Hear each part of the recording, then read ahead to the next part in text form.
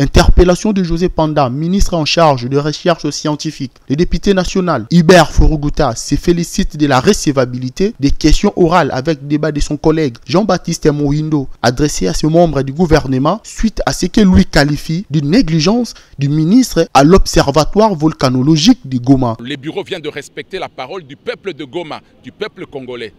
Parce qu'un député qui n'est pas en mesure de faire arriver un ministre interpellé à l'hémicycle pour s'expliquer, alors ce député-là n'est pas respecté par le peuple, n'est pas respecté par l'Assemblée et n'est pas respecté par le gouvernement. Plutôt un gouvernement doit respecter un député parce que le député est préséant, le peuple est préséant.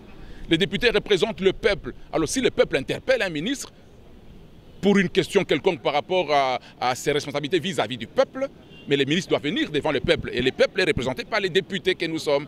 Alors nous disons, l'Assemblée nationale a fait respecter le peuple congolais. L'Assemblée nationale a honoré les morts, les victimes et tous ceux qui ont tout perdu à Goma dans l'éruption volcanique. Et ça, je suis un peu satisfait. Ça fait combien de mois? Environ une année qu'on est en train de vouloir comprendre la manière dont le gouvernement gérait l'OVG, la manière dont le ministère de la Recherche scientifique était en train de gérer l'OVG. C'est pour cela que nous avons entendu en train d'être tout le temps bloqué.